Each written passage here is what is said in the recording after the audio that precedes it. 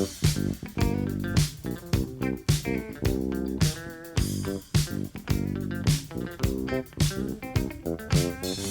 cookies. I love cookies. I love cookies. I love cookies. Welcome to Cookies, the world's most influential basketball podcast. I am Ben Dietrich. Jordan Rodelli is on vacation, but Andrew Kuo does not take days off. Mr. Kuo, how are you on this hailstorm-strewn New York afternoon? Despite it being such a slow news cycle, just like nothing happening in the world, I'm doing amazing. Like, usually when there's no news to report, I'm kind of languishing, but I just feel incredible. You sound, I don't know, like rejuvenated, reborn almost. Yeah, it's as if, like, last night I was flipping through the channels in my Twitter feed, and, like, it was a calm. Like, no one was declaring anything. Everyone was talking about tranquility and the Gen X generation. Speaking of the Gen X generation,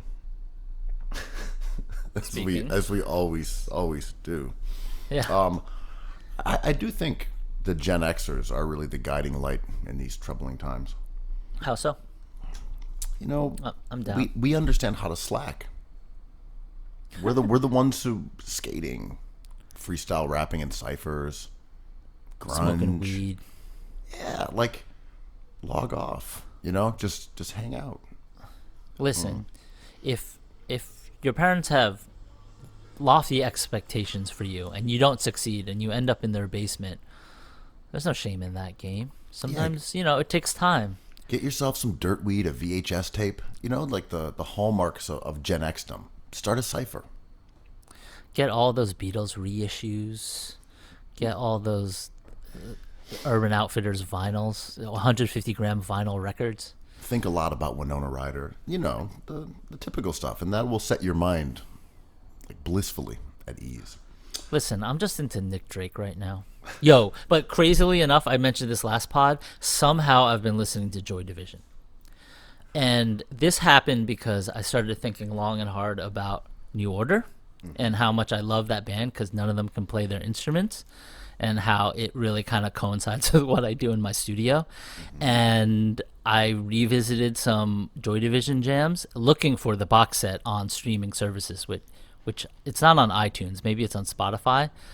And there's some recordings on that box set that are incredible, but that was a good band that was kind of overshadowed by great graphic design. Are you excited to go back to like Sway Sunday night parties?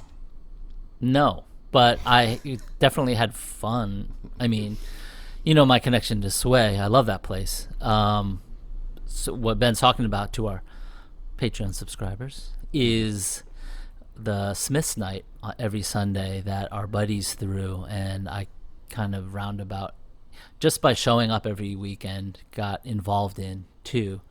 And shout out to Ben Cho, who passed away a few years ago, but he started that with Paul Sevigny, and it was an awesome, awesome party. Some of the best music I've heard in New York City in my nightlife career.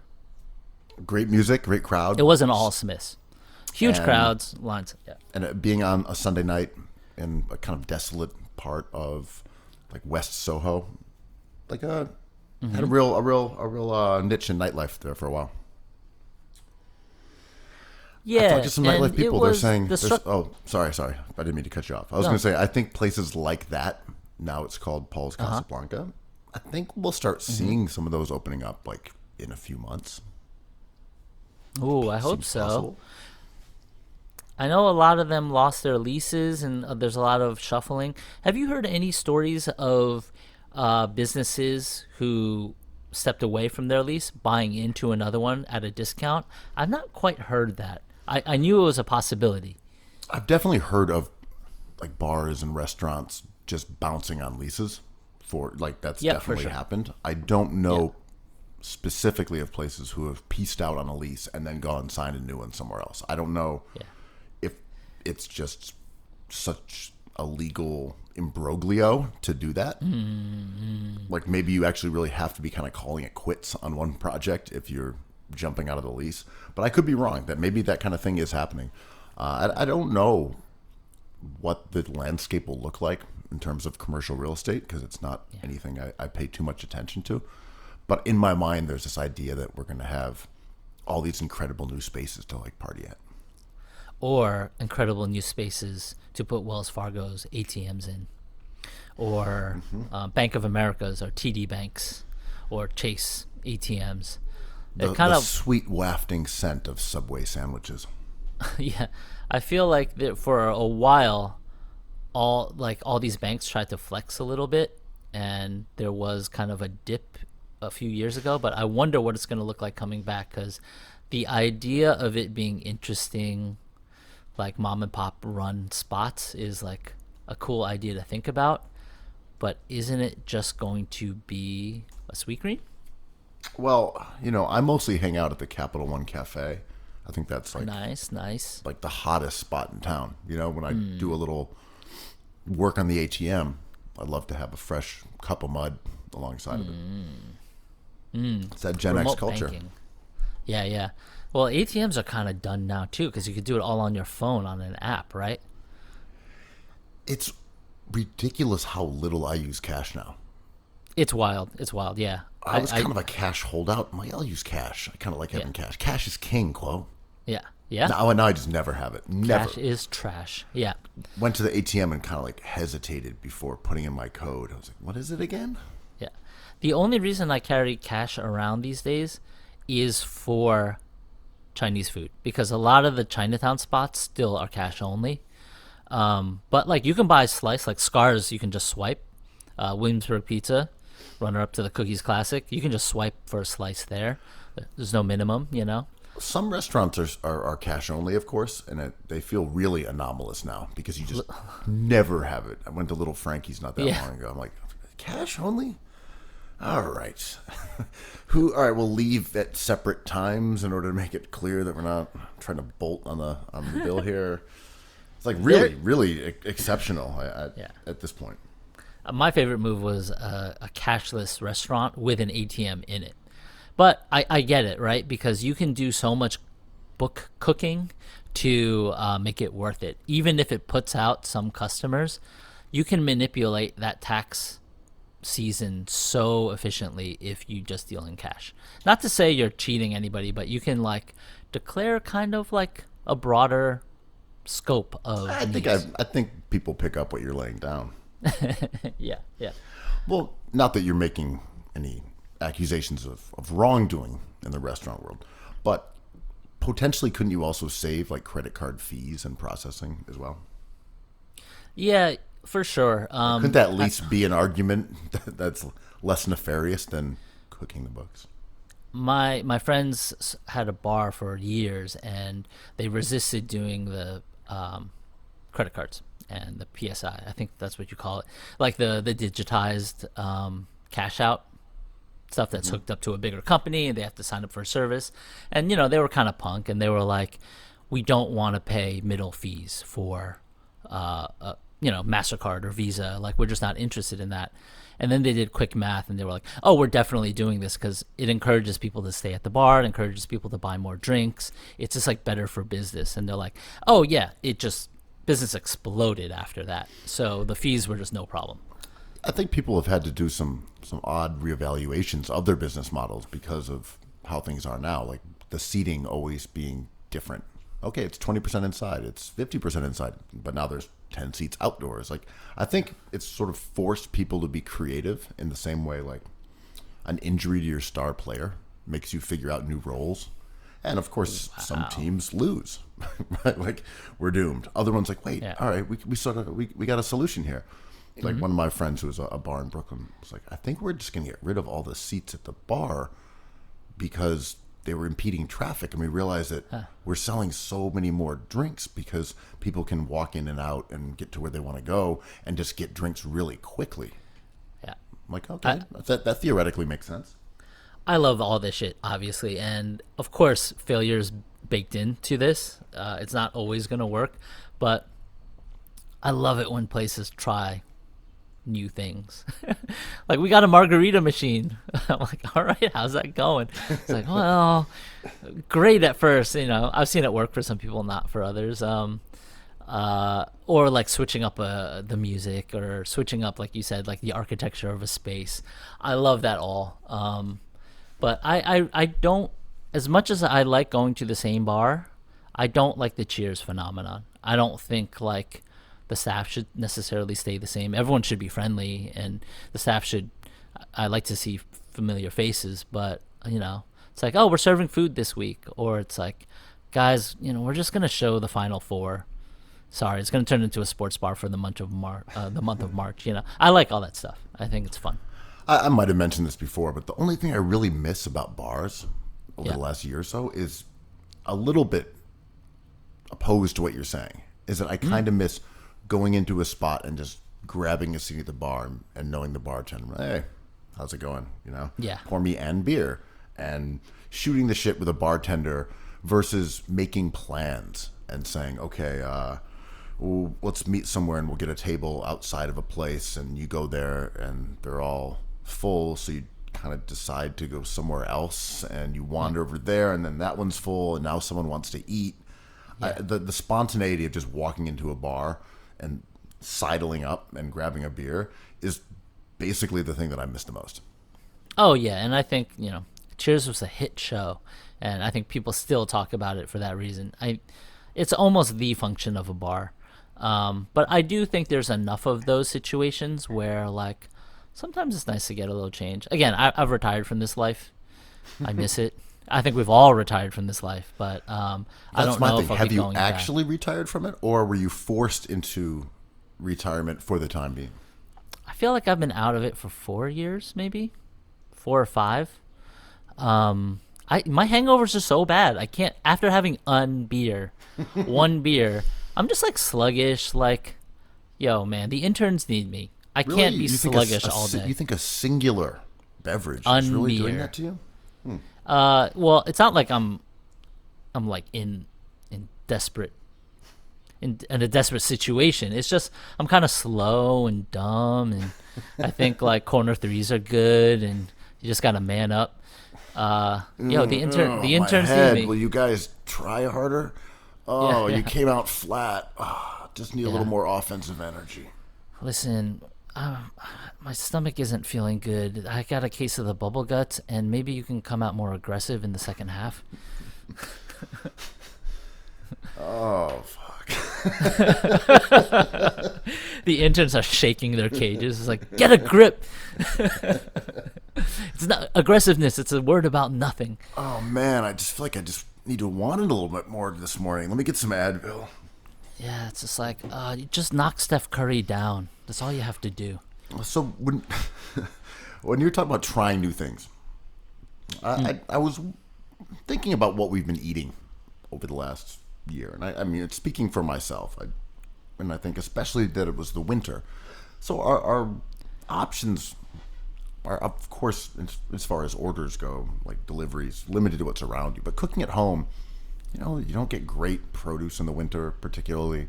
It's a lot of tubers and root vegetables, rutabagas, carrots, taters, that kind of stuff. And we've been eating a lot of pasta, things that are, are shelf stable, canned chickpeas.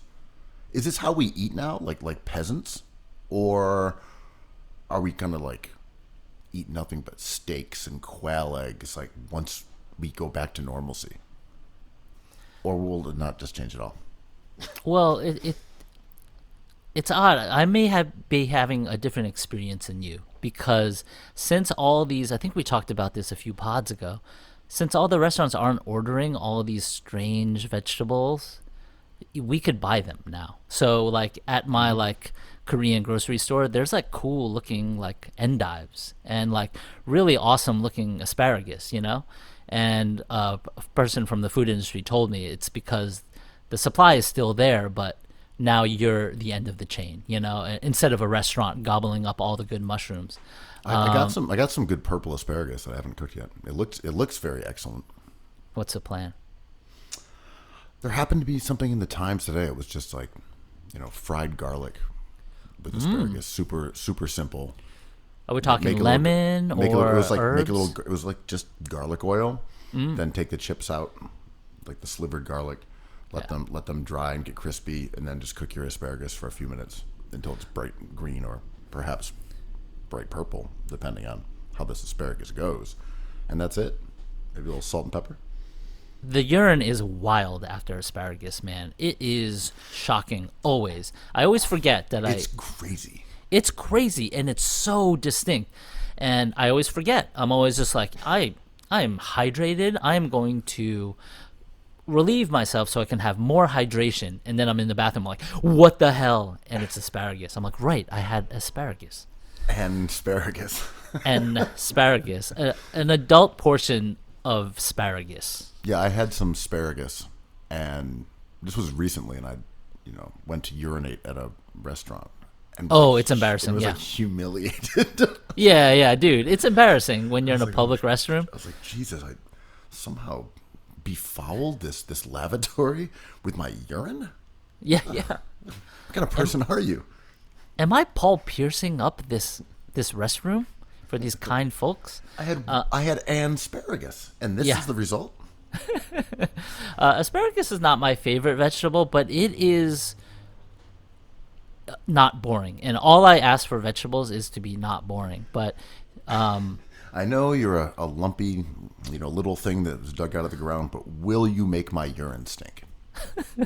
If so, I'm intrigued. I mean, it's pretty cool. Like, don't look after you, Paul Pierce, after eating beets and beet.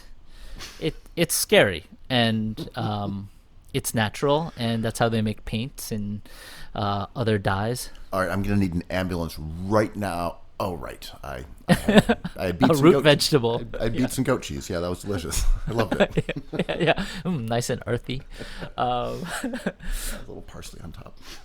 But so I've been doing this new thing with pasta. Hear me out. It's how normal people, normies, boil a big pot of water, salt it liberally like the ocean, and put your dry pasta in. Yeah. You don't got to do that.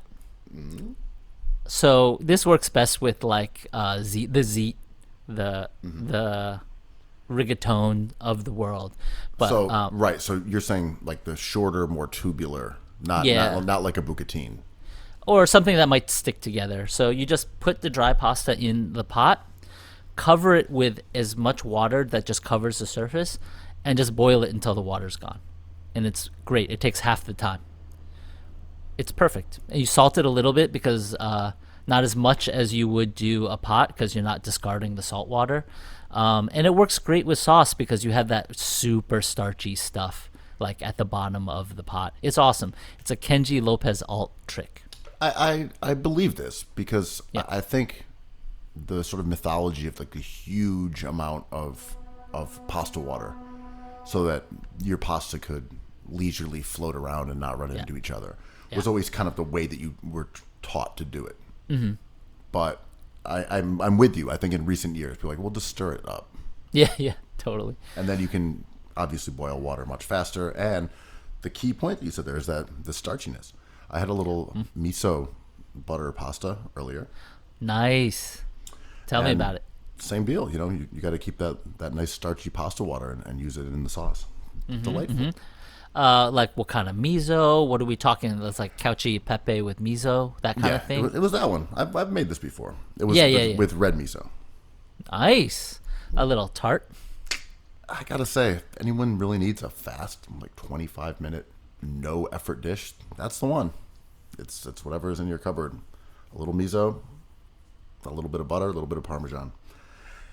You can even use your bucatine. Nice. That sounds great.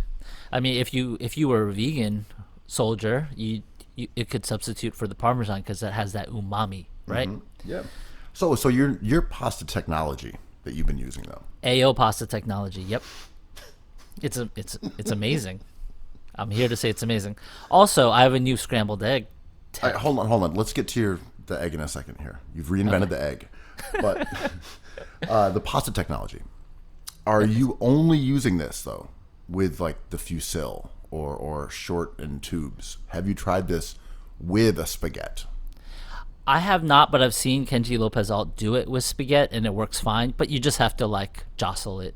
You just have to mind the spaghetti. But it falls apart anyway. Remember when we used to put olive oil in water and pasta? Did you ever do that? I didn't, but I know what you're talking about. It's just useless. And it doesn't help because when you get that oil slick on the pasta, the sauce doesn't stick to it. I don't know. I'm not a pasta cop. All these things work. I'm just a hungry dog like Marcus Morris. So I just want my pasta in half the time. I feel like there was a point when I would like rinse my pasta, but like I'm talking about I've done that. years and years and years ago, like as a moronic child. Well, I've been skeptical. An imbecile infant. Imbecile, imbecile like fusil. But I fight the idea that you need that starchy water to make the sauce work. It's just whatever you like, because in Asian cooking, sometimes you rinse the noodles so they don't clump together, like rice noodles clump together. So you got to kind of zhuzh it the right way. Like noodle soups, you don't really want like your ramen to be swimming in starchy. Well, I mean, if you do, if you like it. So sometimes I'll think the starchy water is overrated if you just want a clean, snappy pasta. Moving along to your egg technology. Oh, this is great. You've reinvented the egg. I don't know what came first. This is also The Kenji ID. Lopez Alt. Right. Oh, you're just poaching. I'm Get it? not poaching. Get it? You get it? He poached it from a Korean mom. It's amazing. It's so simple. You kind of use like a biscuit mentality with it, where you have the key is a little cornstarch slurry on the bottom of your scrambled egg bowl. You like starch here. You don't like it there. You're all over the place with your starch. I'm sorry. Go ahead. Yes, I am it's whatever your taste is. But then you mix up the eggs, and then you put cubes of cold butter in it, and you salt it. And the salt apparently does wonders for it. It does not make it tougher. And then the key is just to fry the eggs up really fast and let it cook on your plate. And they're wonderful, buttery, delicious, creamy eggs. Does it create some sort of like emulsification effect? The eggs, no, it kind of has like a biscuit. So there's pockets of butter that kind of give you a textural difference, and even like a croissant, whatever. But it's awesome. It tastes great, and remember when I believe it was Gordon Ramsay taught everyone like 2 years ago how to make those mushy eggs that look like mashed potatoes, and everyone's like, these are the perfect eggs. I always thought those were kind of gross. They were like, if you go to London, they give you those eggs in the hotel in the morning. It's almost like gruel. You get off a plane, they're just like, here, have one of our weird mushy Gordon Hayward eggs. It's a style. I don't love it, so I like it a little bit more curdy. Less curdy, maybe. I typically just do a quick Dirty curdy. like 6 or 7 minute egg.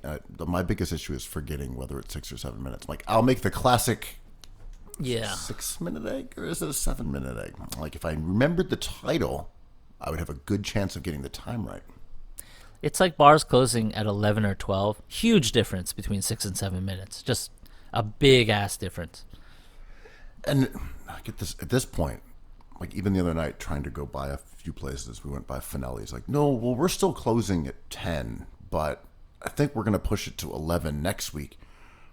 Like nothing on, anyone's like website makes sense. Nothing on Google makes sense. Yeah. Completely arbitrary everywhere. Well, our buddy who, has a bar on the Lower East Side told me months ago, he was just like, listen, man, it looks like there's a lot of people here, but serving 30 people on a Saturday is not worth it for me to like lift the gates.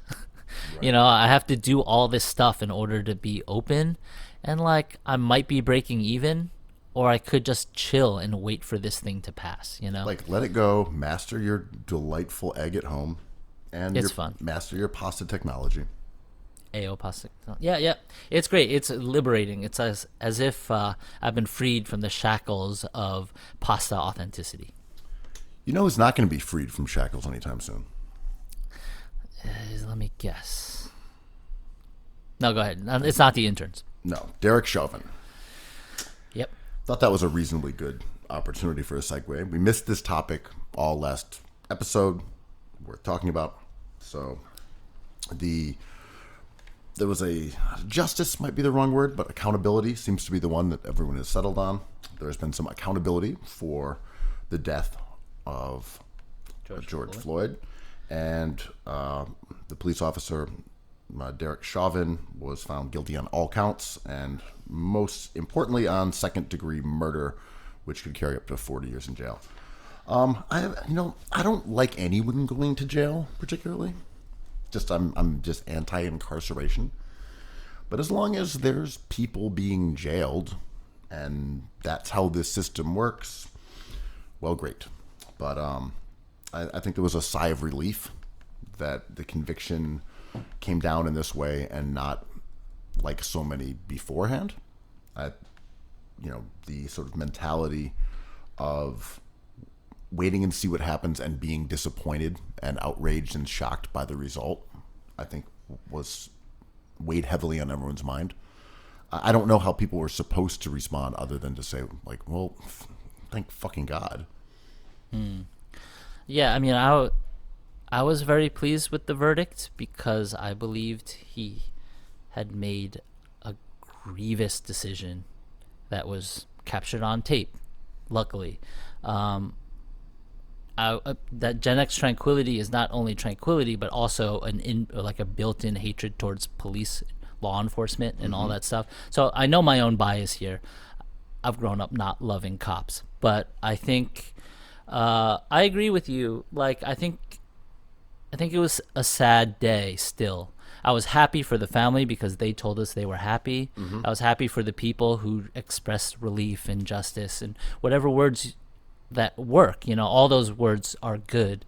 And then, there's the Twitter cops that tell you how you can feel and how you can't feel. It's like, no, this is not progress, or yes, this is progress. I don't know.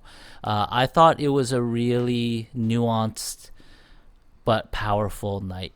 I felt it was something that the feeling wasn't going to leave me anytime soon, but I would have trouble describing to you what that feeling was.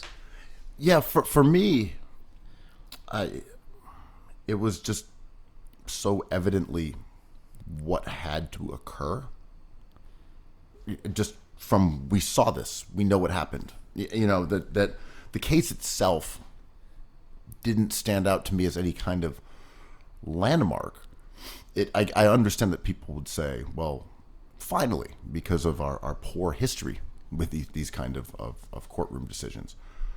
But it also didn't feel like it was a milestone because we've had all these other deaths recently as well, where black people have gotten shot and killed by cops. So you're just sort of like, yeah, this is the right decision. But when Nancy Pelosi said, we thank him for his sacrifice, I'm like, yo, what? This guy didn't make a decision to be a martyr for a greater cause. He got fucking killed. He got murdered in the street. Like, that's not a sacrifice. That man was killed. And not shockingly, I just don't care about the outrage of what she said, and a lot of people picked up on that because you want to feel something. So she's an easy target. I know what she meant. She needs a better writer, or she's also like 1,000 years old. I'm not even particularly mad at her. I'm just more saying this idea of like, I get people want this to be momentous, but I'm like, this is an ongoing thing. Yeah. This is a huge deal that needs to be solved, and is an indictment of America as a nation. And like this judgment, to me, doesn't stand out as anything other than like an isolated incident of, accountability, justice being served, etc.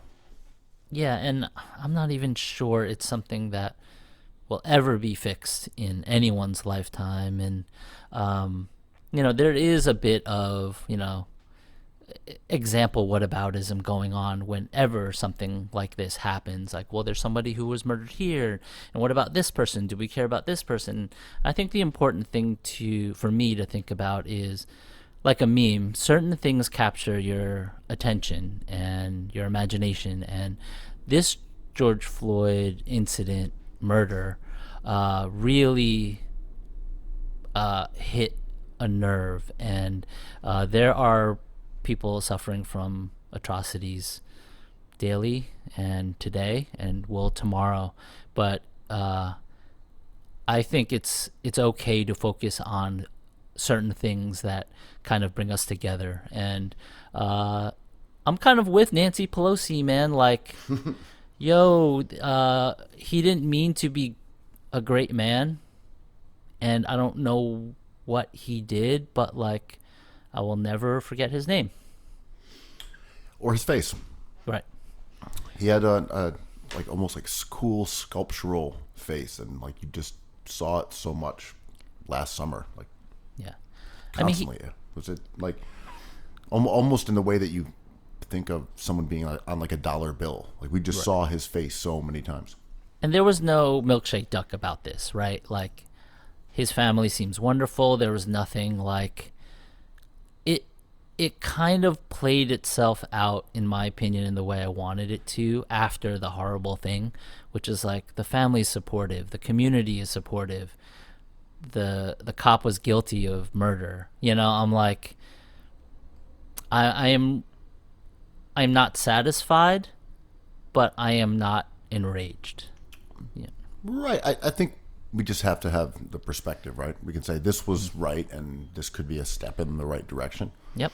My main thing is not exactly on the same topic, but there was a piece of news earlier that the government said, you know what, we're just paying for all school lunches this year.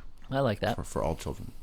I agree. And that's, I'm like, Sure. so we can just do shit? We can just do stuff and we haven't been?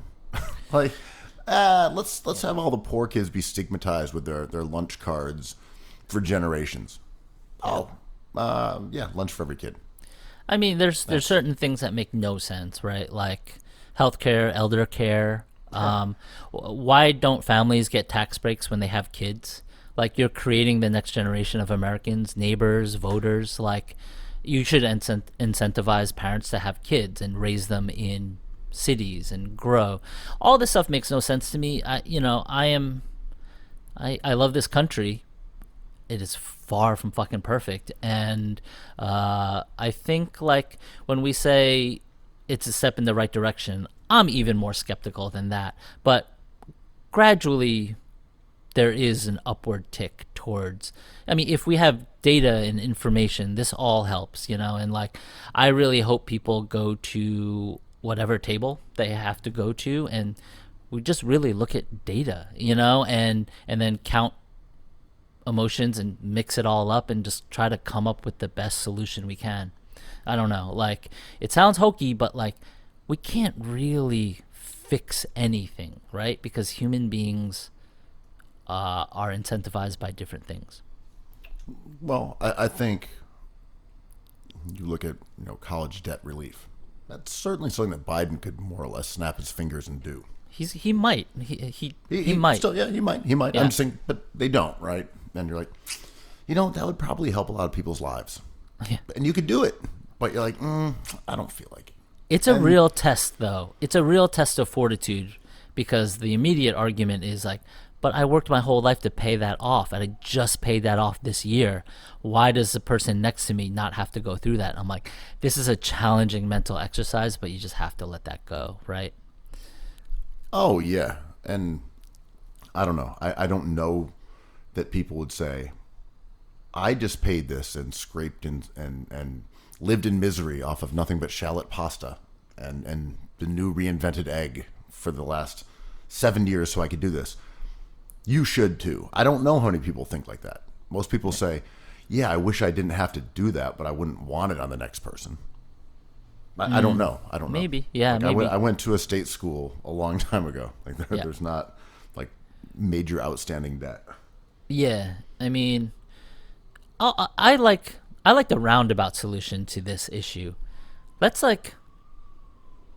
bring down the power structure of what a degree is. And like, if we demand qualifications for hiring workers, then like maybe we can restructure that and take power and incentive away from colleges. And if there isn't a demand for like a Harvard degree, that could also contribute to like a better way to move forward.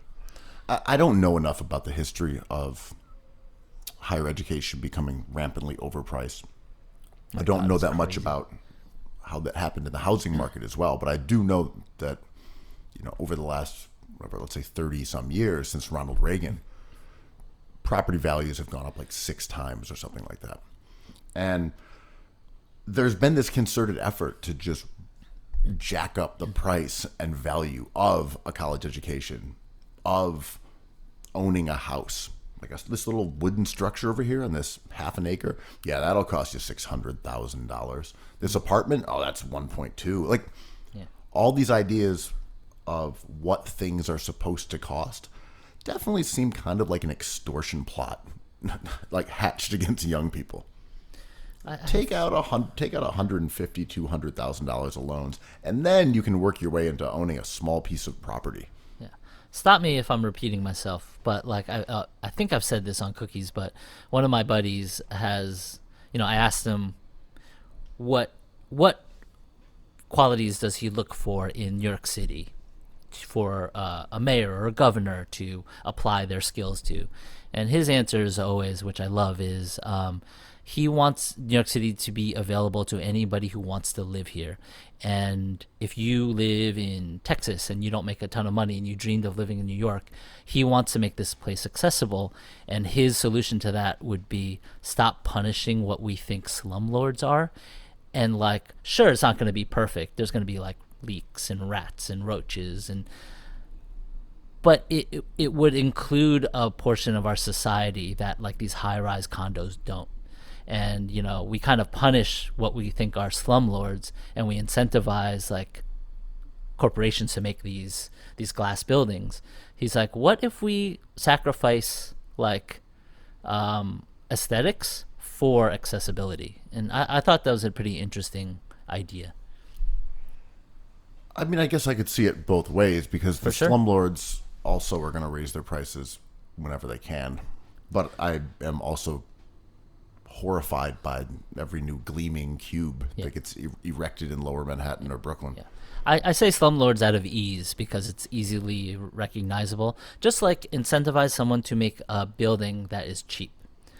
Cut a few corners here, don't like send them to jail if like it leaks or, like stuff like that. Like, just make it out of asbestos and and asbestos. I mean, people are always screaming about authentic New York, and I'm like, do we want these buildings back? Like, that's what you guys are kind of talking about, right? But this is, I mean, not to get too off topic, but even talking about the, New York is back, we never left. Well, what New York do you want? Do you want the one from 2019? Because all I remember is everyone complaining about that one. I mean, it's a corny tradition. And expensive and lame. I don't think that's incorrect. You are right that everyone complains that it used to be better. That's just how things are done. Yeah. Whether it's living in New York City or living in the NBA, the Beantown, or watching movies or whatever. That's just what we do. But like a return to 2019 doesn't seem great. It was extraordinarily expensive. It didn't feel like there was much of like a nightlife scene in Manhattan. I mean, it definitely seems more interesting now. I'll say that much. And, not to diminish, obviously, the toll in terms of economics and real human lives. Yeah. But I'm like, New York actually seems like it had a little bit of a reset in a way that's kind of interesting. Yeah, I think so. I mean, I am not like a futurist, but like I like the idea of us living like what our lives should look like. I don't want to live like a boomer life. I don't want to have to move to the suburbs and have 2 kids and a car. I want to be able to walk around, listen to my iPod, and quote Ethan Hawke movies. Sorry, I'm not laughing at you. I'm laughing at what you said months ago, and I'm thinking about you as Nicole Kidman on the Upper East Side in The Undoing, wearing like purple fur, just strolling around. Like, this is my best New York City life that I always dreamed of, walking around the Upper East Side in furs. I talked to somebody who was like, I'm out of stuff to watch. What's this Undoing thing? I'm like, oh my God. Oh yeah. Oh, The Undoing. Yeah, right. I had to put down my smartphone, man. I was like, I cannot believe you get to start that from the beginning. You know, our gentle listeners can't see it, but my phone screensaver is still the painting that the Latina made of Nicole Kidman's character. That's tight. That was shown on the phone by the cop. Where is that? To this painting? day. Yeah. It was never mentioned again. The Chekhov's gun of The Undoing. A lot of stuff wasn't mentioned again in that show. I've been watching a lot of TV. Yo, the busy friend is the busy friend in more than one show. You know, all pretty things, a busy friend. They put an innocent man in prison. They're not going to give us a sequel? Come on. Right. The Undoing 2, more undoings. It should just be like a various undoings throughout the city, right? And various busy friends. Or just like the unraveling, the unfurling. This season on The Unfolding. Just everything. I'm into it. Unwrinkled. HBO. Holler. Yeah. I watched the QAnon doc. I really enjoyed it more than I thought I would. I thought it was kind of gripping, not exactly, but way more of a narrative than just a documentary about like the QAnon phenomenon. Yeah. I thought the creator kind of flubbed the ending of it, but it was fascinating. The whole vibe was like these people are morons. These are not morons. These are just people who believe in a thing that I have no idea how they kind of surrendered to. But like these 8chan people are like not dumb. Well, I thought what was cool about the doc was that the documentarian was like, he would ask the tough questions. He would kind of confront people over stuff. Mm-hmm. But he was also, very cordial with them in a way that I thought lent itself to them becoming comfortable. Kill them with kindness. Yeah, and I liked that. It was an interesting dynamic where he'd kind of be like laughing with them at their dumb jokes and stuff. Yeah. And like they're very comfortable, and kind of just a remarkable doc series in terms of like, all right, there's this QAnon thing. Guess what? I found Q, and here he is. Yeah, I mean, can people still like believe in it now? Like, for sure. That's him. There's Q. You know who he is now. Listen, there's no conceivable way you can get 2 elephants and 2 giraffes onto a boat. It just can't be done, but people still believe it. And there's 2 flies on there. There's 2 roaches. There's 2 mice, and they're all in their separate spots. And when they get back to safety, they're gonna repopulate the earth. Also, a really perilous process, right? Like if one of your 2 animals gets swept overboard, dies, gets struck by lightning, it's curtains for that entire species.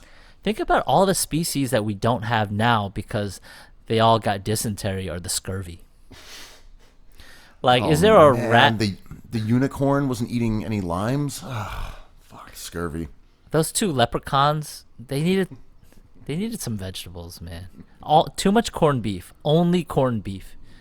Where's the cabbage? All those chimerical beasts eaten by sharks. Yeah.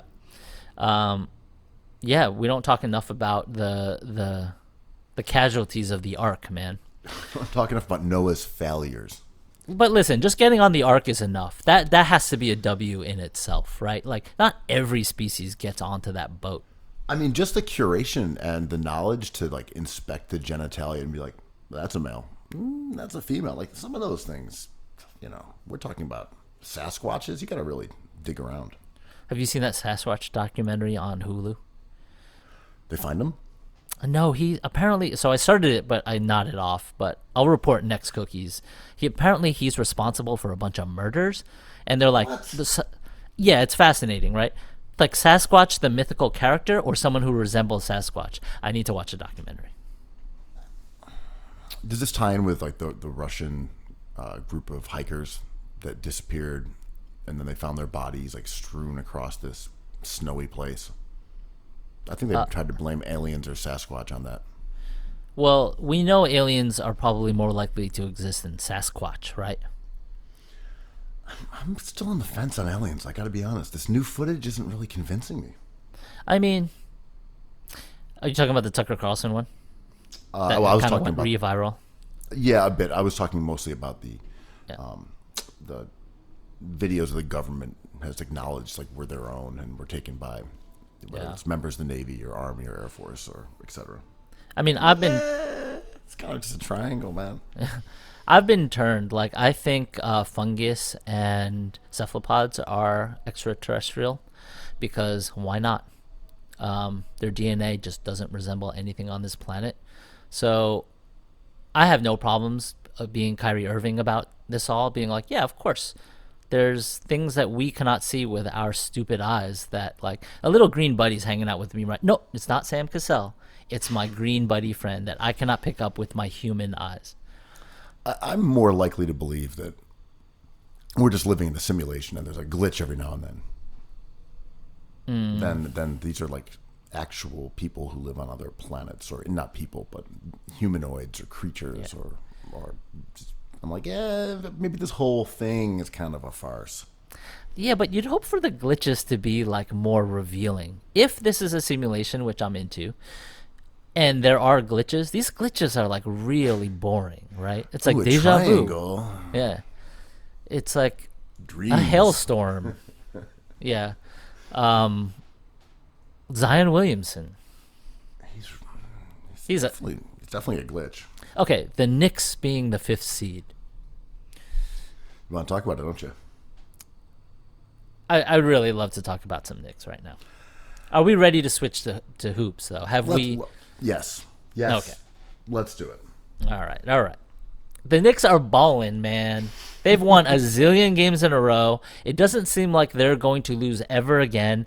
And Zion Williamson is coming over to the team this weekend. So Zion arrives 2028 as an unrestricted free agent. There was some gossip about Zion coming to New York City, of course, because he raved about how much he liked playing in New York.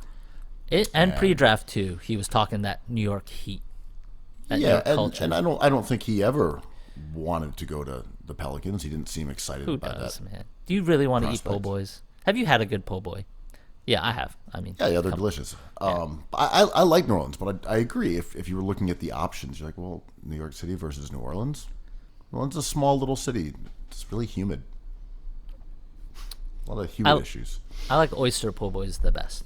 Oysters are underrated as sandwich vehicles. I just feel like if you are someone who wants to be known as a huge superstar, you want to be in a big market.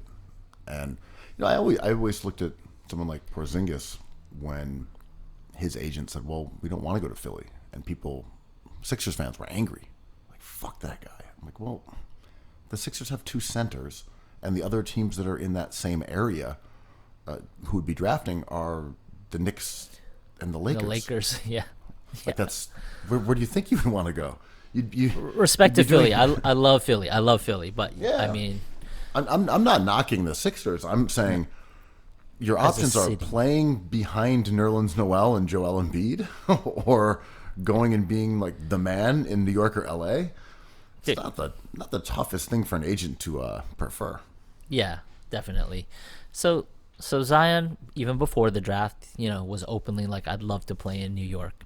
When the Knicks lost the lottery, everyone laughed, but he laughed in disappointment because he wanted to be the number 1 overall pick for New York. And his buddy, R.J. Barrett, ends up in New York, and there's a funny moment with them. And after New York handles him back-to-back games, home and away, he goes in a post-game interview and gushes about New York. Can't hold back his smile at all. The Mecca. The Mecca. And New York Knicks Twitter is a flutter. It's And like, you say, here we go. we don't even want you. Of course. I'm like, have we learned nothing? If at the end of his max first contract after his rookie deal, he's still an efficiency monster and he wants to come over here, sure, make space for him. But pining for superstars on other teams that are years away is what we've always done. This team is good now. Like, this team is good.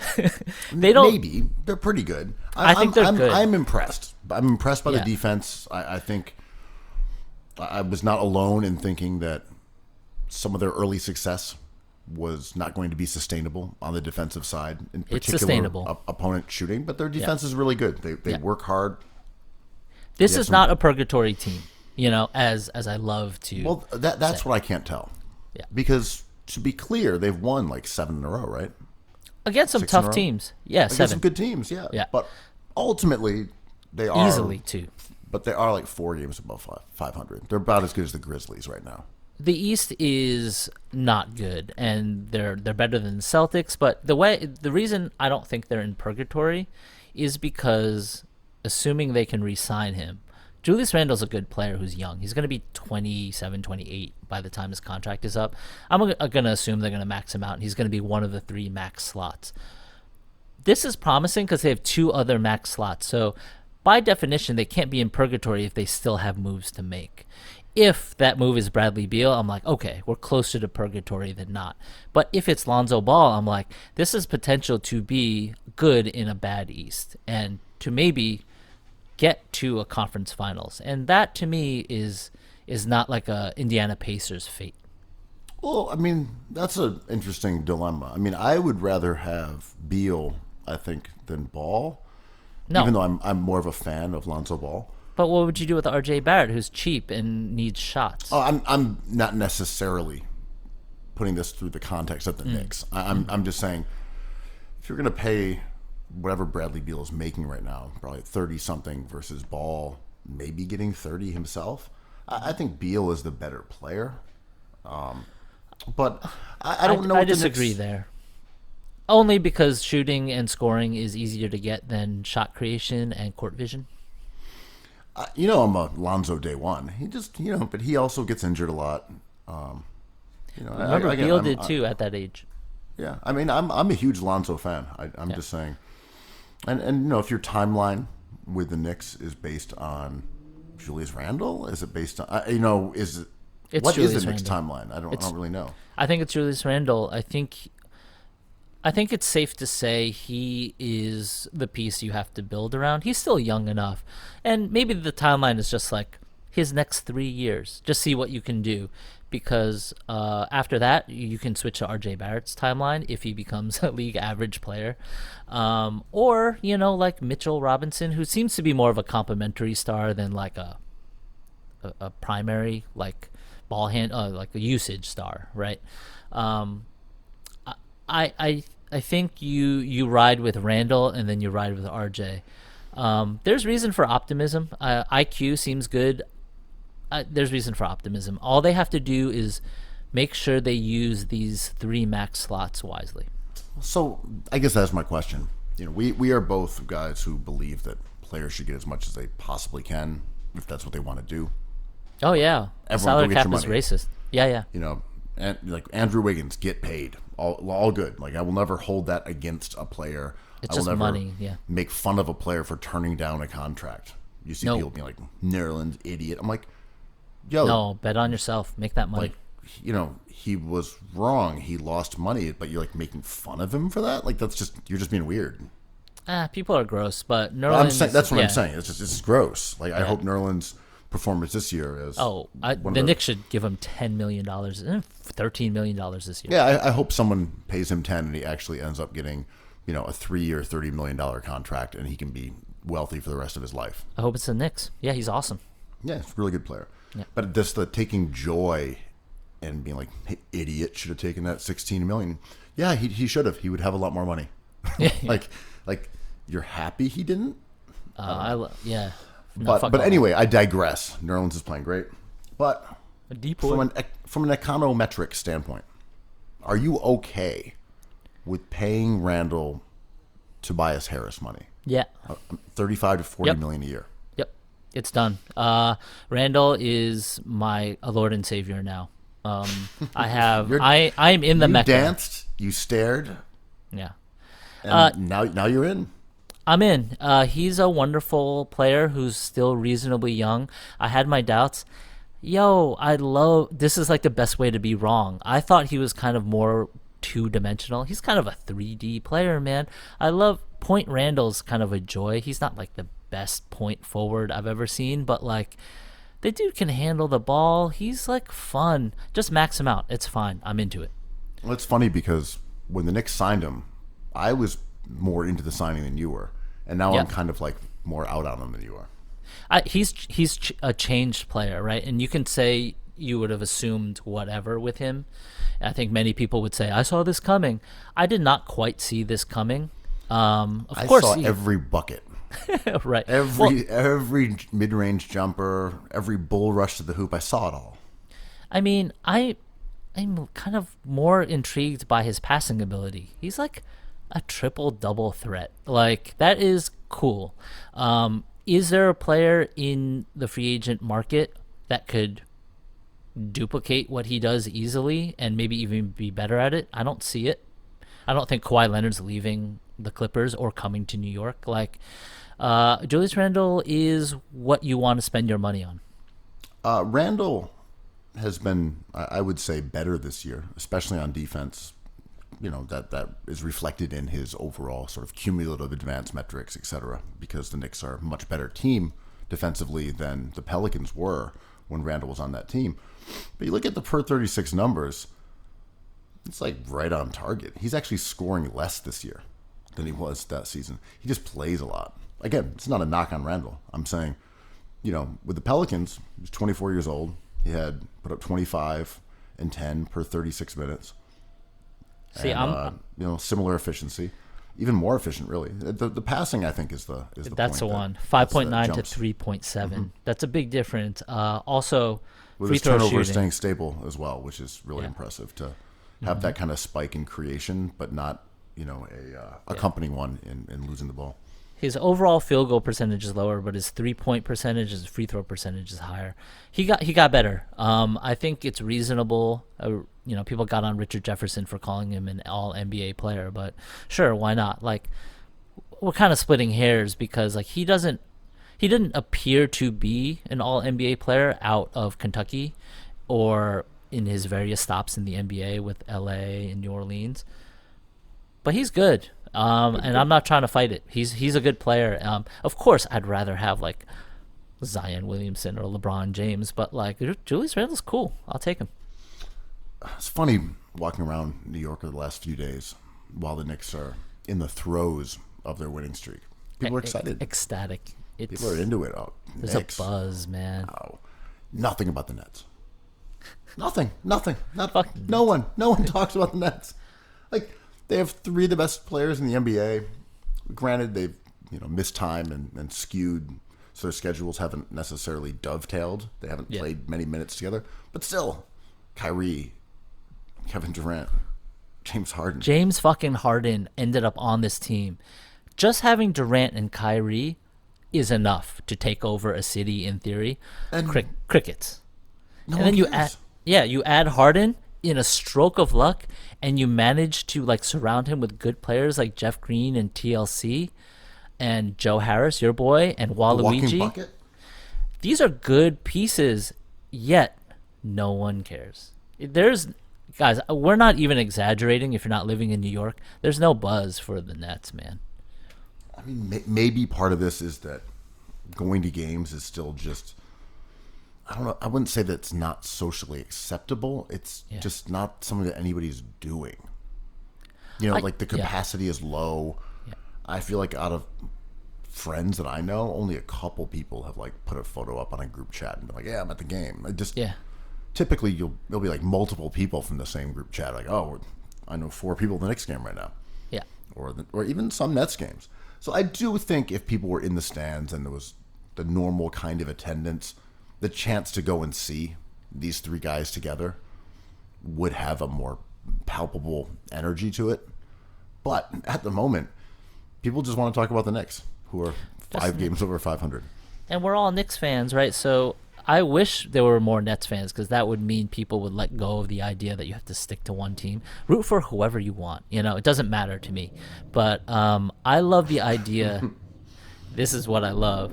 A cityless basketball team, cityless franchises, right? Like where it kind of exists. You were talking about simulation before. This is just an NBA team. And, the Jets and Giants, no sin bin, play in New Jersey, but they're New York, and it's kind of confusing. no sin bin, the baseball Angels kind of are from somewhere in LA, Anaheim. I'm not even sure. But I like this idea that the Nets are just a team that is agnostic in terms of like rooting themselves in a culture of a city. I was trying to entrap you with something about that flip-flopping politician who went from the Knicks to the Nets and back to the Knicks when they're suddenly winning. But I digress. Is it Bernie Sanders? Is it AOC? Bernie Sanders won't give up the Brooklyn Dodgers. He's a day one. Duke Snyder over my cold dead hands. Pee Wee Reese. Let me tell you about Pee Wee fucking Reese. They called him the Duke of Flatbush. I mean, fair, but like, you know what I mean? Like, no, you are correct. And I think there may have been some people who were disenchanted for very good reasons by the Knicks and saw the Nets putting together a smart program with good coaches and good GMs. Years ago. Yep. After Sean Marks came in, and then they brought in Kenny Atkinson. The Knicks were still really floundering, and you kind of, I'm saying, to say the least. To put it charitably, the Knicks were struggling, but winning multiple championships in relegation. So, but when you look at the trajectories of the team, they may not have seemed that they would occur so swiftly, where all of a sudden you just have three superstars on one team and John Randall, the Hercules of the Garden. But that's what happened. And yet people still just are not excited about the Nets. It's not even this idea of that they're like the gentrifiers team. It's not even that. Yeah. Just no one cares. And that said, let's shout out to New Jersey day ones. Like, there are still Nets fans who are like Jersey fans. I don't even know how they feel about this. Are they like, these are my guys? Do they feel like the team is cityless because they fled Jersey? Or is it still like, the property of the Meadowlands, like East Rutherford squad? I had the hookup for Nets tickets for a couple seasons with my buddy, and we'd take the bus there. It was pretty easy from the Port Authority, and it was a zip right to that arena. And I saw definitely more Nets games than Knicks games, but I did not care at all. Like, they're kind of like this homeless basketball team, that kind of like, or like a wandering basketball team, it felt like. And a lot of people, I think on Twitter, when I proposed this idea of like no one in New York caring about the Nets, a lot of people told me that they thought New York is an underdog city. And they gravitate towards the underdog. That's why the Knicks are more popular. That's definitely not true. I mean, this is no sin bin a Yankees town. This is a front-running town. We are fully coastal elite, and we believe in coastal elitism. And to think, it's like karma. Like, pick where you think underdogism starts, because the Knicks don't have a better roster, but the Nets are the underdog franchise, right? Because the Knicks are the most powerful franchise in sports. Right, and it's also, the second arrival. If you're coming in and you still keep that name of New Jersey, or the Nets, rather, boring. People aren't going to come in and say, yes, they are now our Brooklyn team. They're the fucking Nets. They're from New Jersey. They moved over here and they switched their color scheme up. Like, if they had done a real franchise reboot with cool colors and a new name and a new logo, I think it would have been easier for people to say, I'm a Brooklyn Nets fan, or whatever their new team is. I'm a fan of the Brooklyn Kings, the Brooklyn Swamp Dragons, the Brooklyn Zoo. I think it could have actually had an impact where people had pride in it, instead of it just feeling as if it was like part of a real estate hustle that just ended up with the Nets sitting on like Fulton Street. The clearest path to Brooklyn basketball cultural success if they renamed a team the Thunder number 2. That would have been great. It's like the Thunder number 1 versus Thunder number 2. Thunder number 2. We've got Harden. We've got Durant. Yep. It's just like, and we have like a college atmosphere in Barclays.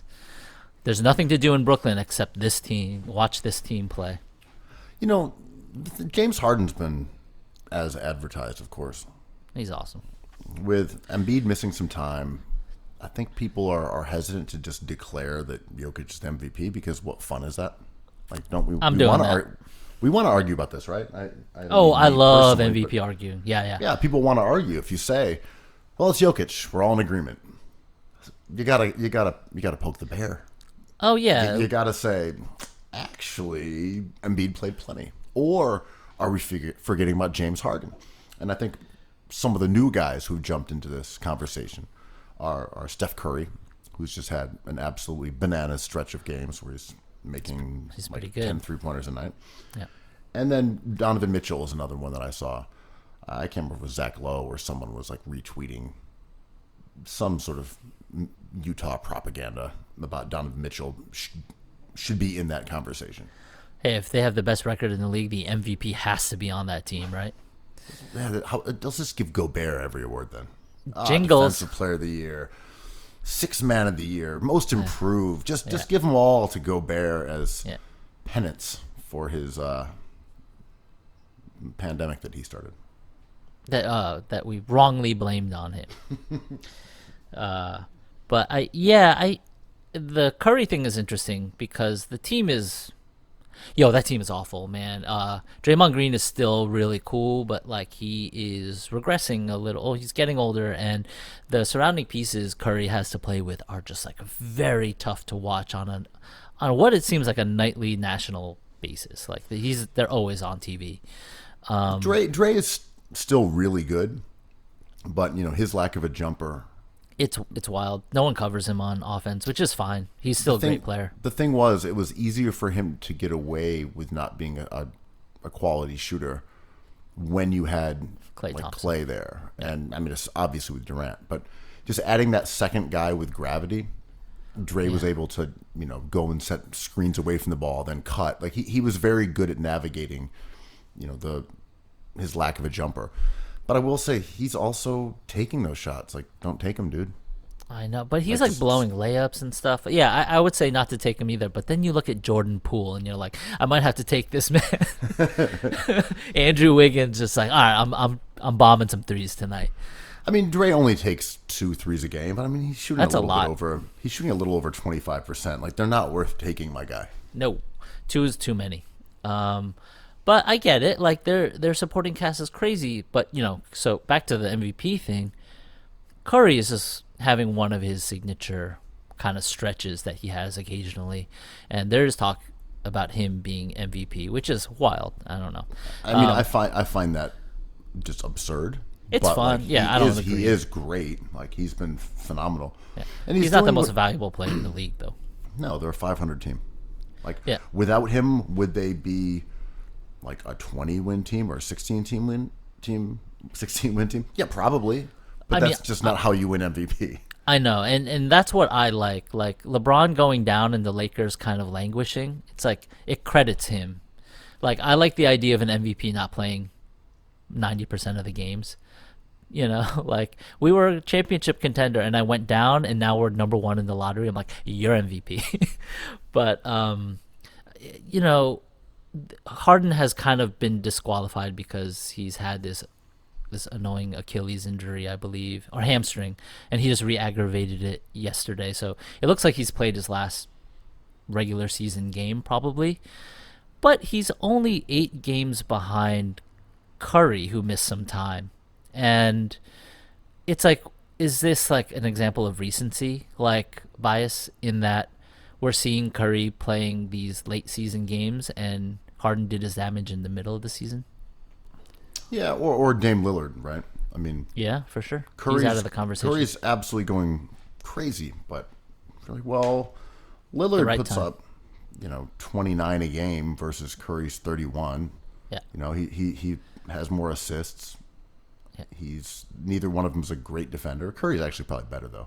Lillard's pretty shit off the ball, especially. Curry's an underrated defender, but it doesn't make him great. But he's on the ball sometimes. He's not bad. Where I was going with this was, but Portland is 32-25. They're a good team. The Warriors are not a good team. You're like, some of this has to come into play. I'm not even the purist of best player and the best team, but like at least on some of these things, it has to be kind of a tiebreaker. Like Curry being MVP is just kind of horseshit. The award is horseshit. Because Curry also is, true. If Curry was MVP, I'd be like, that's fair. He might be if if the league dissolved and it was cityless and you were drafting number one, if someone took Curry, I'd be like, well, okay, I can't fight that. I would have taken LeBron James, but there's no slouch in Curry, number one overall in the NBA. I think this is what it comes down to is you have to be so astoundingly good to be on a mediocre team to get MVP consideration traditionally, like bending those rules for Steph. Westbrook, right?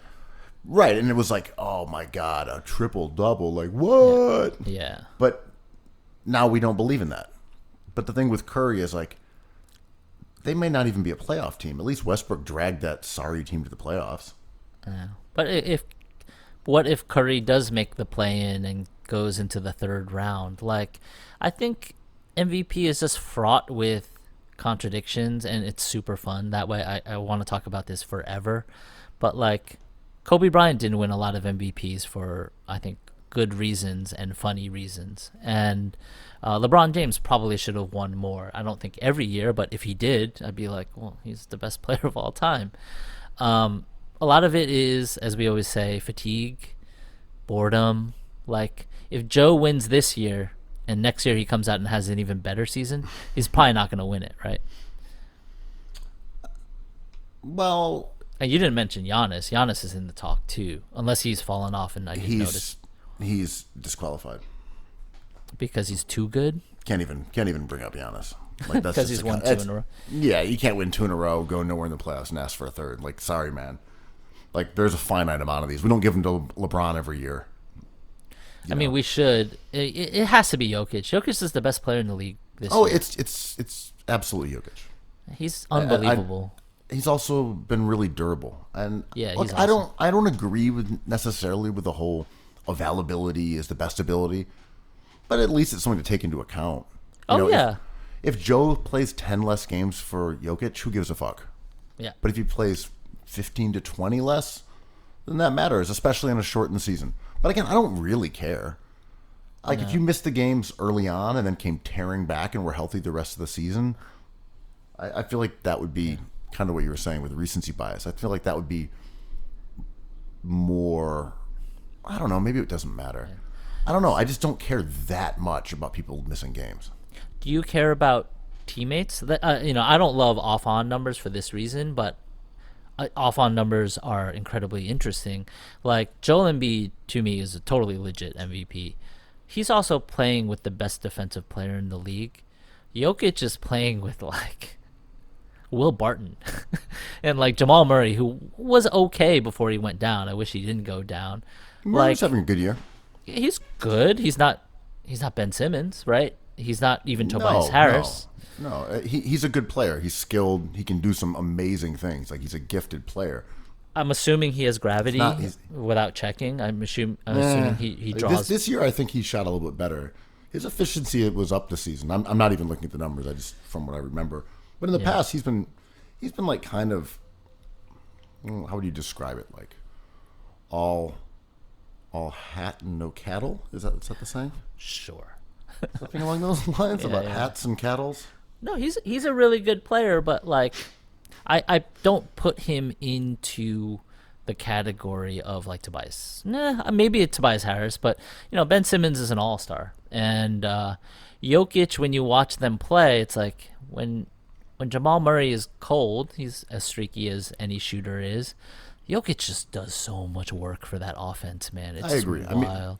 I mean, I think Murray is a really gifted, fun player to watch who, when he's cooking, has just an unbelievable array of skills that are a feast for the eyes. Nuclear players are fun.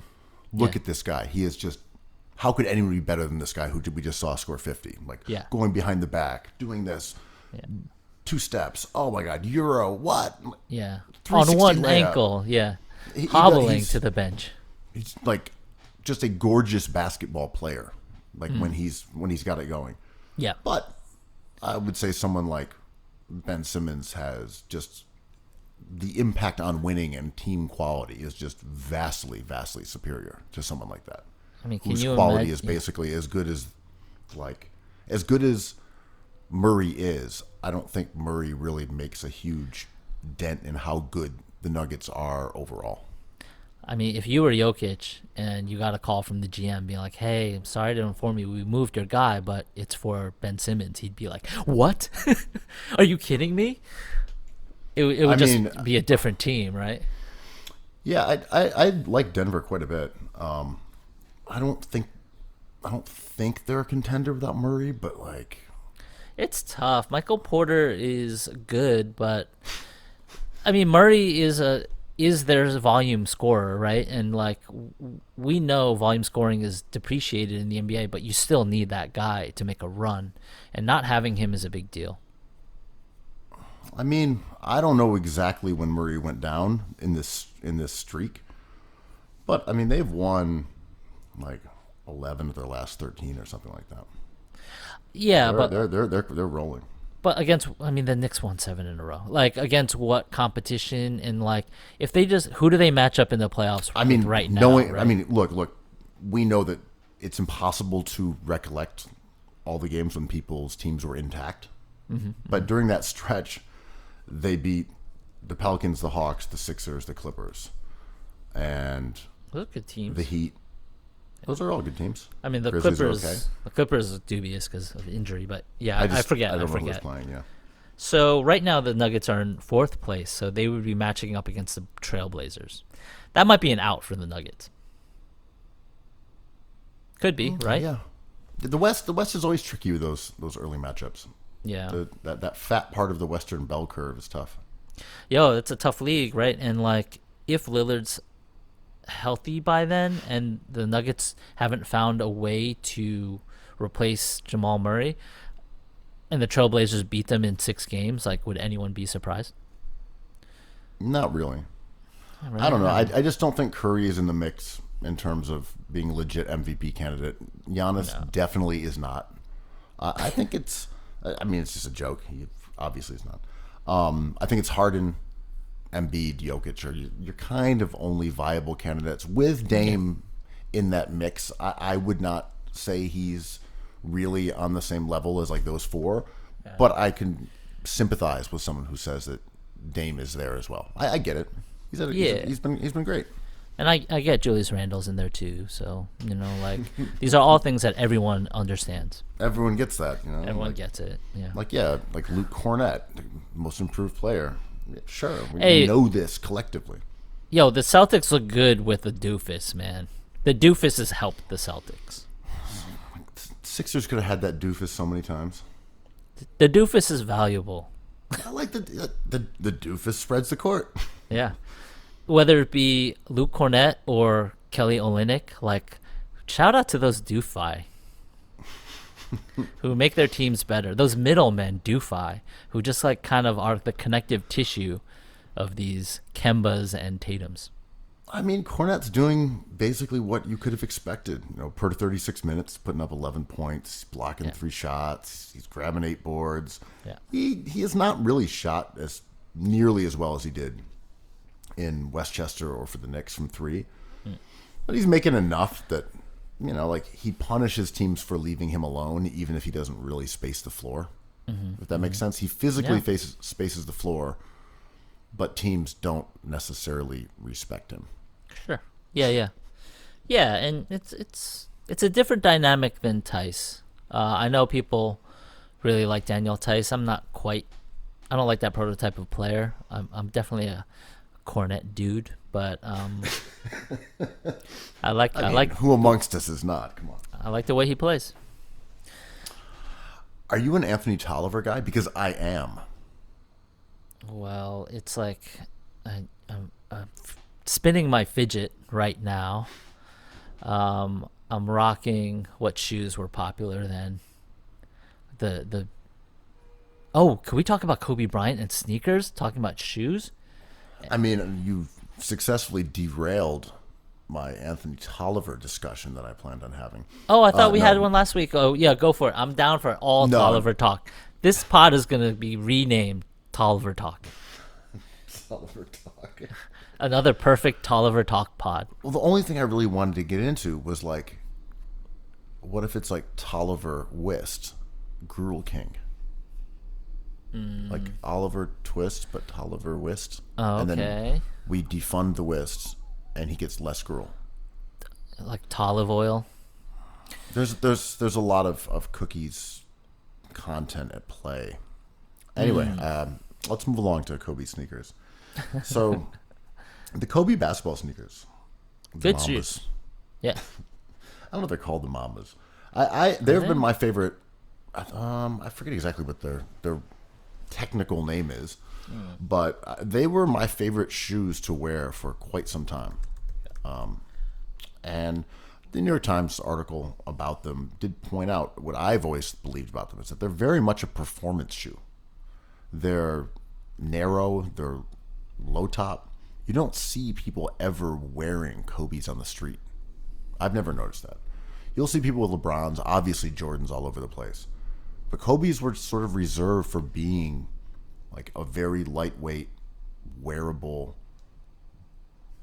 basketball shoe for playing the sport. And we've seen a lot of guys wearing it this season, especially like the Kobe Grinches and things like that. But Nike is not going to. Well, what is it? Does Nike not care? Nike cares so much. Vanessa Bryant didn't renew it on purpose because she had beef with Nike. Nike wanted it back. Those shoes sell well. They sell out on the sneakers app all the time. Shout out to Luch. But like, those are good shoes for the company. Like you said, the Grinches did really well. And I believe what I read was Vanessa Bryant was upset because she claims she didn't like the exclusivity of it and them profiting off of keeping them out of hands of kids and your layman, the clown shoe meme of the sneakers app always pops up like on Sundays where people didn't get their shoes, and she's allegedly trying to push back against that and maybe trying to make the Kobe brand more accessible to every fan. I wonder though. Yeah, I don't believe it either, but Nike knows what they're doing. Oh yeah, great company. If they could sell a zillion of these shoes, they would. I think it's that they know how many they can sell. They know the popularity. They, of course, make less than they actually could sell. But I don't think people would be wearing Kobe's around. And that's how you're going to make most of your sales, right? You're not going to get it all from people who literally play basketball. Yeah, I don't know how you're going to do it. And I agree. I think Nike knows what they're doing in that regard. There's a demand, and they supply that. And they manipulate that interaction. But I don't think there's an overwhelming desire to have Kobe shoes in the Jordan way, right? Everyone wants Dunks, but or the Jordan ones. But people don't really pine for the Kobe's or the Giannis's or the Kyrie's in the same way, even though they're successful. I was shocked to learn that the Kobe Grinches I had were selling for like a couple $1,000. Cool. And mine are busted because I played in them for years. They're worn down. There's no tread. I maybe if I tried to sell them, someone would just want to own a pair, and I could get $100 for them or something along those lines. Yeah. But I've never seen someone wear them like to the store. I've seen them around. Kobe, those are beautiful shoes. I think they kind of like are a European vibe. Remember when in the 90s everyone was busting their ankles? Ankle issues were the thing.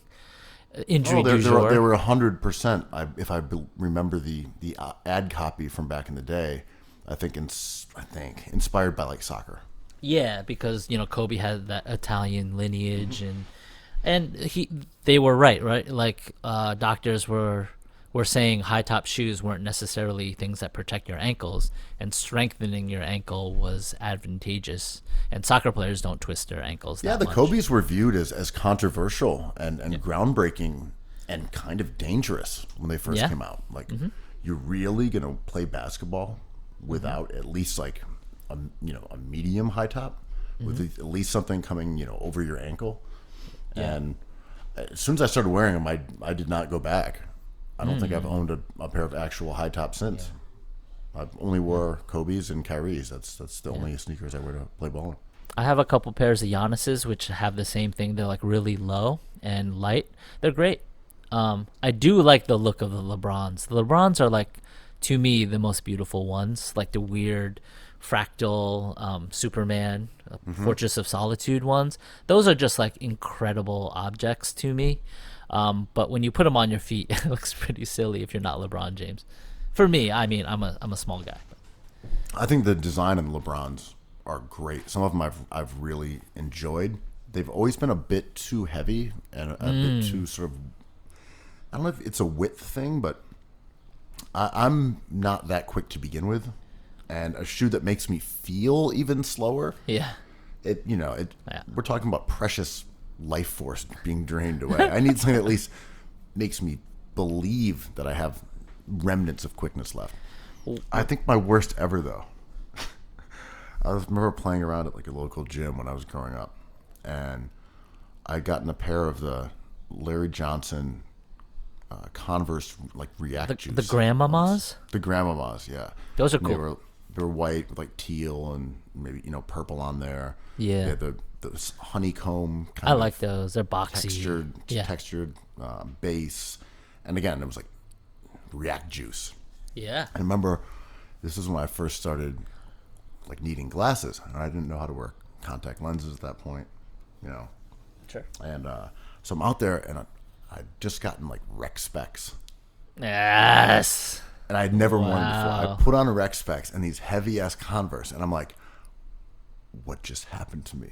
You turned into a dork. I turned into a dork. I never wore those shoes again and never wore the glasses again. I'm like, I'm just going to have to be blind. I can't be out here rolling around in goggles with heavy shoes. It was like, probably just not fit today's standards, but the episode of Seinfeld where he like has Novocaine in his mouth. Yeah. And like, I'm like, I just kind of turned into a handicapped guy out there. Sixers Nation will lament not having Mikhail Bridges on their team because of his 3-and-D skills. I think it's more of a tragedy because he has the best on-court fit of anybody in the league. He is the coolest looking player in the NBA because he's kind of a wet noodle, right? He's kind of a beanstalk. He's really skinny, shaved head, and he wears these solid one-color sneakers every game. Bright yellow, bright red. They look huge on his feet, and I just think he nailed it. Here's a question. Why isn't Chris Paul an MVP candidate? He should be, right? Like, can we get away from just scoring? Well, I know that there's different criteria, but like, what are we doing, Chris? What about Chris fucking Paul? it's because of scoring, right? And your boy, the Bukatine boy, Devin Booker, gets attention for Devin Booker team. He is what he is, Ben. And I think people mention him because they mentioned him last year for MVP, and they're like, well, he doesn't win enough games, but his numbers are there. They weren't, in my opinion. But I agree. Chris Paul is maybe the most valuable player in the NBA this year on a great team. They should have an award for that. Yeah, they should. It's called the Jokic Award. Congratulations, you have won the Nicola. But I think people get confused because Chris Paul isn't a prolific scorer and he plays with the Bukatine boy. I mean, Chris Paul is absolutely the best player on that team. Yeah. With all due respect to the sure. Bukatine. Like, it's not even close. He might be the best player in the NBA. Yeah, for sure. I mean, we said this before the season, not to say we're like the master predictors here. Wow. But it's pretty obvious that whenever Chris Paul goes to a team, they're just instantaneously good because it's happened his entire career. Chris Paul's here.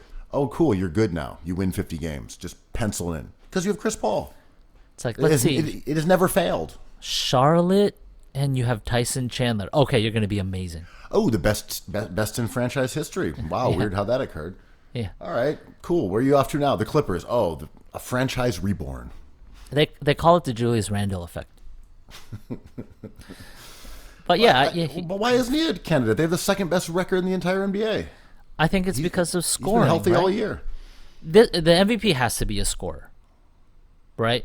I mean, me and you don't think that, but it's going to be a scorer, someone who averages more than 20 points a game. I mean, he doesn't play crazy heavy minutes. He plays, like 31 and a half a game. It's not like he's putting up these eye-popping stats. I get it. He's as old as Nancy Pelosi, man. but not older than Obi Toppin. So, But I mean, I get that 16 and 9 don't leap off the page in a way that is exciting. But if the award is like making a team good, it's just him. yeah, Otherwise, it's Jay Crowder or Dario Saric. Mikhail Bridges, Chris Paul man. showed up and they turned into the second best team by record in the NBA. Just Chris Paul.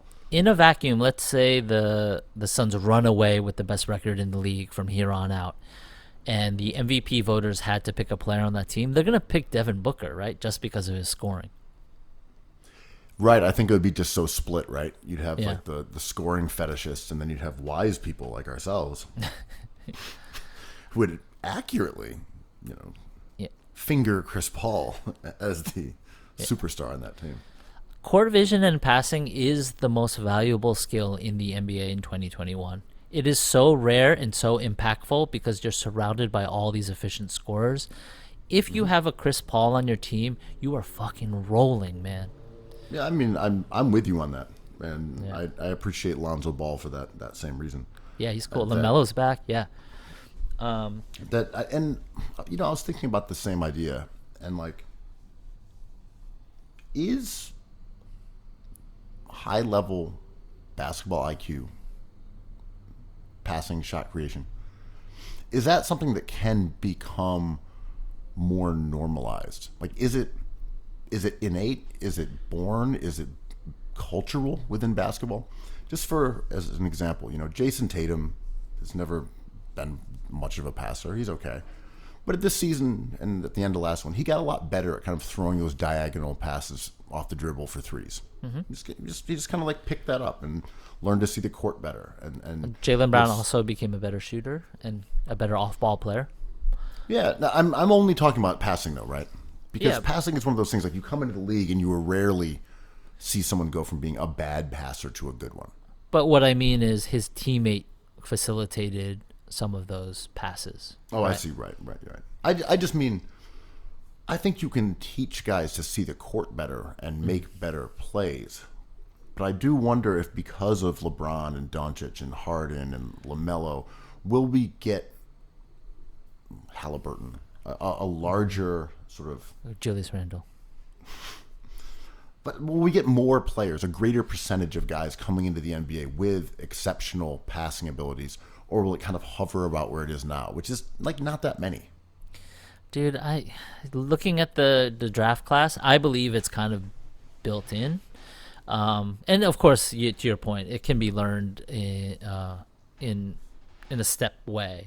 It's not a geometric way, but it could be added to arithmetically. You could find a corner shooter occasionally, more often in a game, but to be like a geometric kind of NBA player thinker, it's like it's based off of personnel, and Cade Cunningham might be that. I think he probably is. But it's a personnel issue, right? So I don't know if the league is moving this way until we get players who can play this way.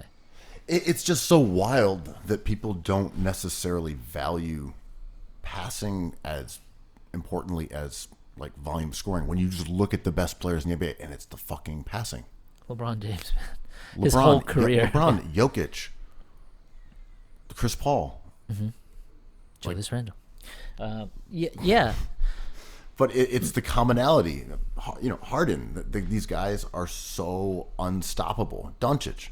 I mean, even they have that Steph ability. Curry.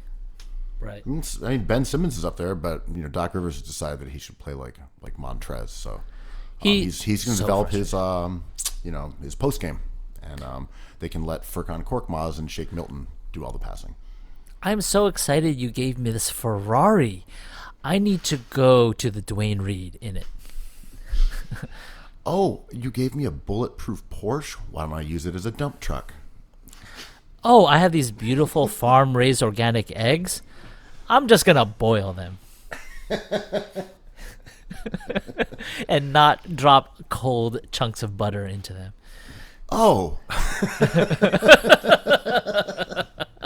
Oh, I have some Fusil, and I'm going to put it in a huge bubbling cauldron of water and not a small starchy liquid mix. Okay, cool. I just got double vaxxed, and I'm just going to sit here in front of my computer and talk shit about Ben Simmons? Gotta go out there, man. I mean, we could get into this all day, so let's not. But it's wild. Just watch the Sixers game and see how Ben Simmons walks the ball up the court as if he's playing point guard. The demise of this team will be Doc Rivers. Yeah, for sure. Then they have him give the ball to a inferior ball handler who's not a good passer and then trot down to the dunker spot. Like, that's his role in the half-court offense now. And then Doc Rivers dunked on me so bad when he had a 5-out offense with Tobias at the top of the key, like wheeling and dealing and swishing and dishing. Like, you let Tobias Harris do this? And then they go with Simmons, like, finally at the 5. And they put him at the literal 5. He's down there playing center. It's the dumbest thing I've ever seen. It's weird, man. It's the make or miss league mentality, right? It's just like, who's got the best player on the floor? I'm like, the Sixers came out flat. They couldn't get their offensive energy up. Their mind was occupied. I'm sorry. They got to stay aggressive. In the third quarter, when they lost the lead, they weren't aggressive enough. But in the fourth quarter, when they got the lead back, they were aggressive enough. We know what we're going to do on this pod, and then next pod, and the one after that. Be aggressive. And perfect. I love cookies. Cookies. I love cookies. I love cookies. I love cookies.